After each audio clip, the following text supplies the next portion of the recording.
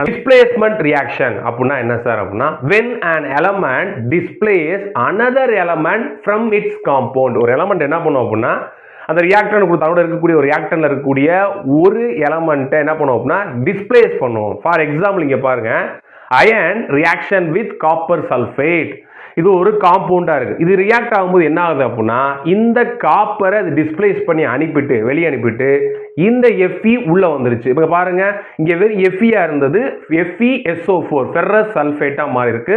காப்பரை அதோட இந்த காம்பவுண்ட்ல இருந்து பிரிச்சு எடுத்துருச்சு. அதான் டிஸ்பிளேஸ் அப்படின்றாங்க. அவங்க இடத்துல இன்னொருத்தர் வந்து என்ன பண்ணா அவரை வெளியேற்றிட்டு உள்ள வந்துருவாங்க. அதே மாதிரி பாருங்க, zinc reaction with copper sulphate அப்படின்னா அது காப்பரை ரீப்ளேஸ் பண்ணிட்டு ஜிங்க் சல்ஃபேட்டா மாத்திருச்சு.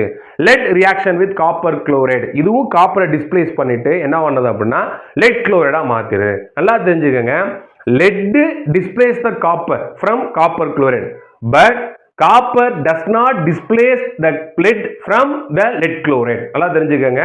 ஏன் அப்படின்னா இந்த அயன் ஜிங்க் லெட் இந்த மூணு பேரும் காப்பரை விட மோர் ரியாக்டிவா ஸ்ட்ரென்த்தனா இருக்கனால தான் இப்ப தம்பி நகடு போ அப்படின்னு சொல்லி அவங்க காம்பவுண்ட் வந்து வெளியேற்ற முடியுது.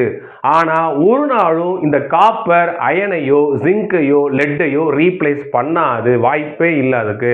அதான் சார் சொல்லிக்க பாருங்க, iron zinc and lead are more reactive than copper. அவங்களோட அதிக ரியாக்டிவா இருக்கனால தான் அவர் இடத்துல இருந்து நீ வெளியே போ அப்படின்னு சொல்லிட்டு அவங்க உள்ள வந்து உட்கார்றாங்க. ஒருபோதும் இந்த ரிவர்ஸ் நடக்காது. சரிங்களா? ரைட்.